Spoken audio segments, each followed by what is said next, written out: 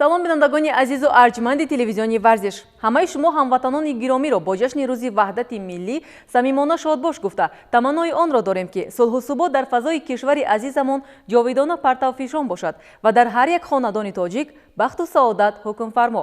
бо маҷмӯи хабару гузоришҳои муҳими варзишии дохилию хориҷии ҳафтаи сипарӣ гардида рӯи шумо ҳастам ман Моҳлиқои Исроил.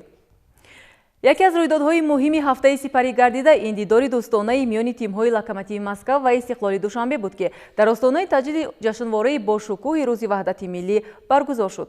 ин дидорро метавон унвони як барномаи арзандаи ҷашнии варзишӣ ба ифтихори рӯзи ваҳдати миллӣ ва ба истиқболи 25-умин солгарди истиқлолияти давлатии ҷумҳурии Тоҷикистон шинохт.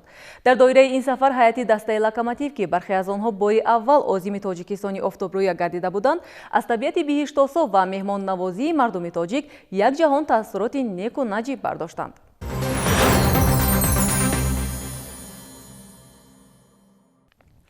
давоми ҳафтаи гузашта рӯйдоди дигари фарахбахшу хурсандиовар ин комёбии муштзани маъруфи тоҷик Анвар Юнусов дар мусобиқаи ҷаҳонӣ ки шомили тадбирҳо дар пайи дарёфти роҳхати олимпӣ оид ба бокс байни мардон ба шумор мерафт мебошад.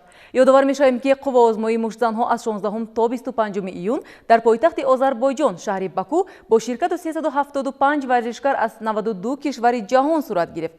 дар ин мусобиқот Анвар Юнусов дар вазни то 60 кило баромад намуда бо шикаст додани рақибони худ то ба даври ниҳоӣ расида роҳхати ширкат дар бозиҳои олимпии Рио-де-Жанейрои 2016-ро ба даст овард. вале дар ниҳоят барандаи нишони нуқраи ин чорабинии муҳташами варзишии сатҳи ҷаҳонӣ гардид ки армуғони шоистаи барои рӯзи ваҳдати миллӣ ва ҷашнвораи 25-умин солгарди истиқлолияти давлатии Тоҷикистон аст.